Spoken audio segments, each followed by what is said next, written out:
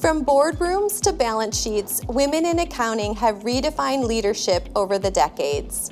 Once underrepresented in shareholder roles, their influence has grown, breaking barriers and reshaping the industry.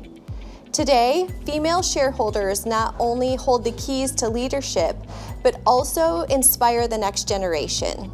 So, how did we get there? Let's dive into the journey of some of our own female shareholders' progress and empowerment. Welcome. Thanks so much for coming today. I'm so glad that we could get together and chat. So today we're going to be talking about a few different things, and our first question is what does it mean to all of you to be a female shareholder in this industry?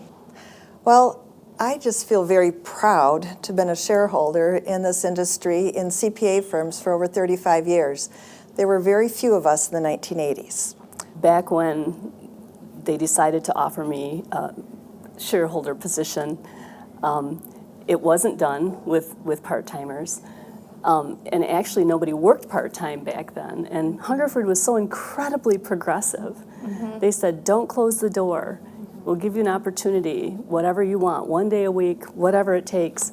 And I've always felt so blessed to be part of that super progressive mindset that the partners then had. And they were all men back then, and they came up with this idea and really pioneered it. So it was pretty exciting. Yeah, pretty exciting. And I would say the same. I mean, I didn't have any aspirations to be a shareholder or even an accountant at first, taking a non-traditional path, but again, being with you and seeing just the leadership that you presented and shared, and just the opportunity of being around you and learning from you, it gave me that desire to pursue more and do more. And I'm really thankful that I had that as an example to bring me in and grow my own leadership. I think though, like looking at all of you, something that's maybe unique to our firm is you don't have to give up the other things that you want in life. Like you demonstrated that it's possible to have a family, to be like a fulfilled mom and live your life, and work is there, and it's a big thing that we're passionate about, but it's not the only thing, when maybe that's the perception for most people looking in on the industry. So that's, I think, the only reason it's made it possible for me to be in this position and like be excited to be a part of it. I worked part-time, flex time for 15 years and never thought I would really have a shot at being a shareholder in the firm that I worked. And when I came here and I saw what I could, the path I could travel on because of the people before me, it was so exciting. But my number one role is a wife and a mom first. Mm-hmm. So to be able to marry all of that together is really just the best of all worlds. Mm-hmm.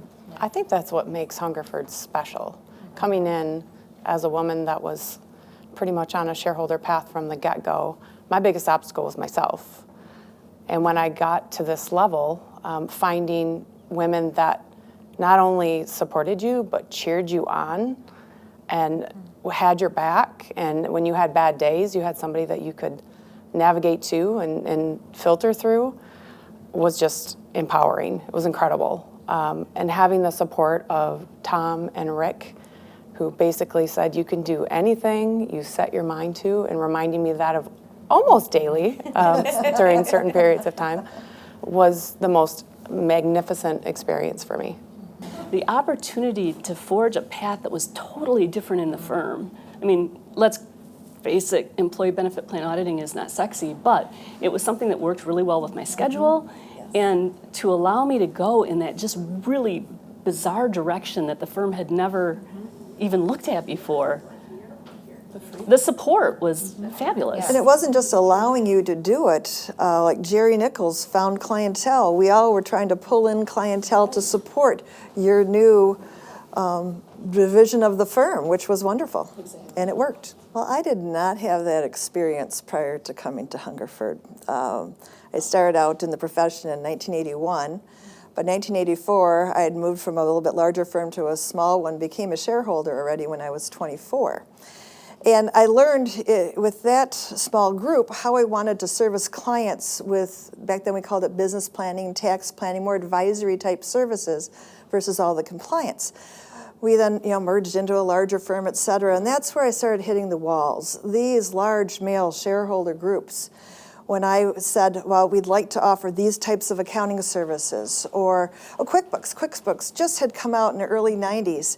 They were trying to sell the $50,000 software. It's like, no, 500 is good. It would be an answer to so much. Brick wall, QuickBooks, it will not be there more than a year. You must sell the large package, et cetera.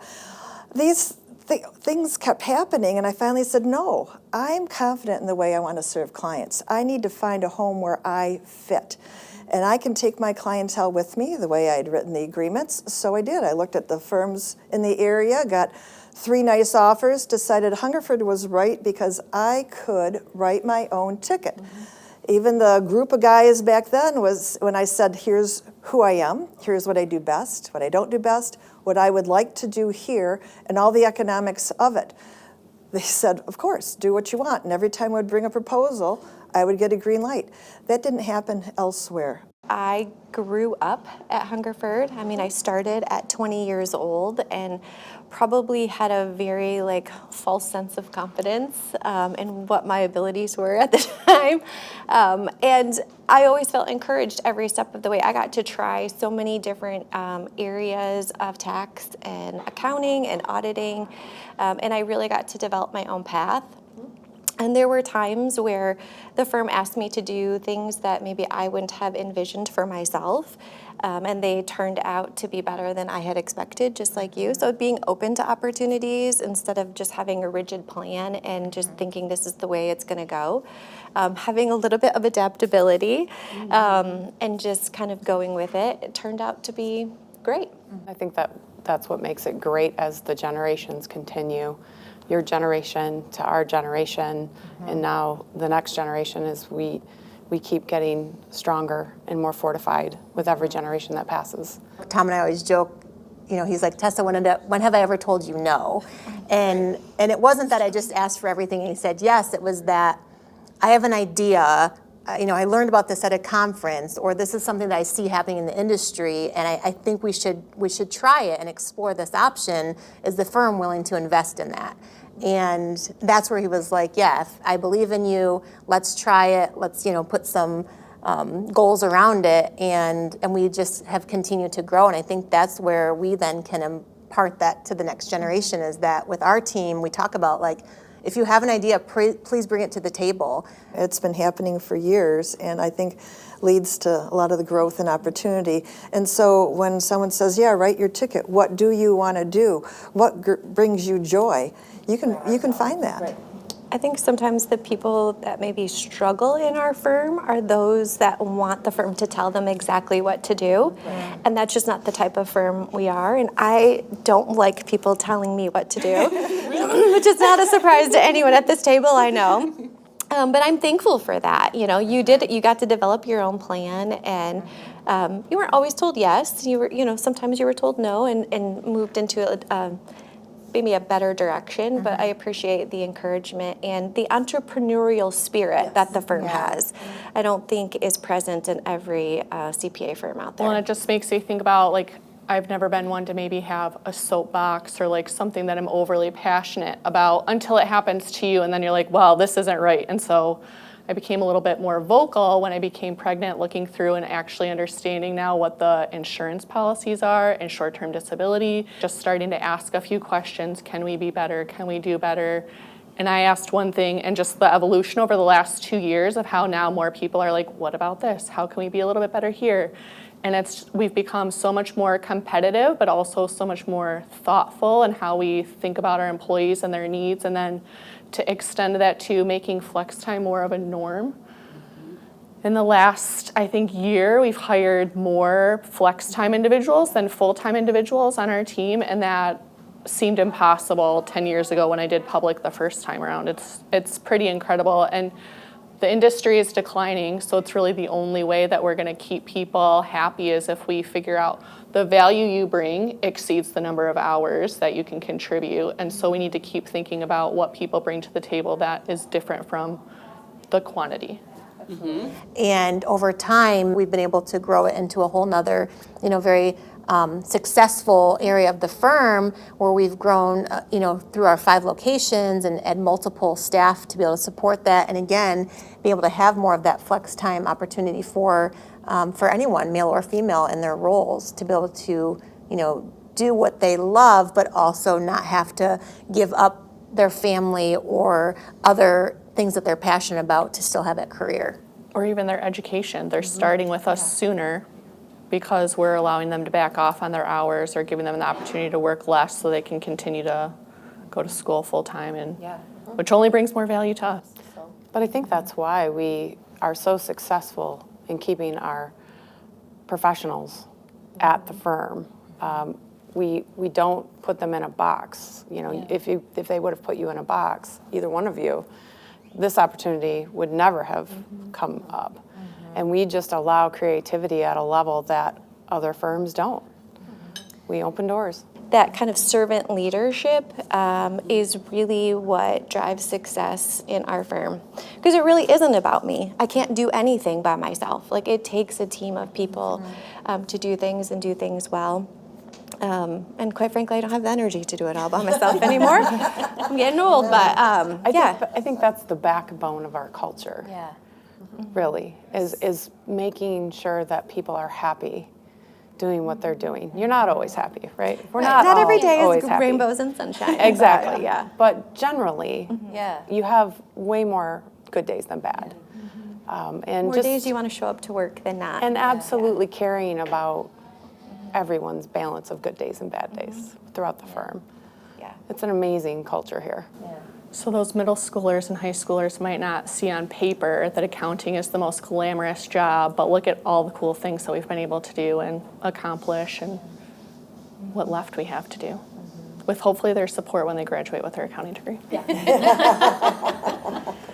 And I say for me, I might have mentioned it before, but, using your voice. And when I was younger, I didn't feel like I had one. And then as I grew in my career and had the support from other people, I felt more confident in being able to use it and not being afraid to use it. And so while there might have been challenges along the way, I felt like I had an open path and an open voice to be able to ask for and go for what I wanted, and felt supported the whole time through that.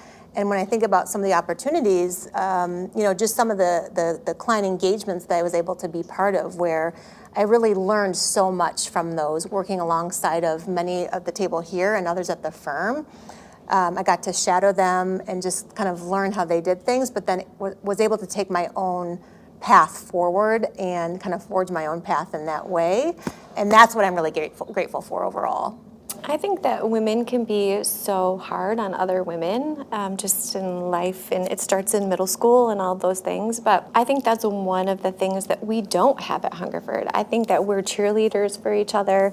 I honestly do not feel competition with anyone. I really feel like everyone has my back, and I hope everyone knows that I feel that way about them, that I love them. I want nothing but the best for them. I want them to succeed. I think it's so important that women have other women to support each other. When I was growing up in this industry, there weren't a lot of people to emulate.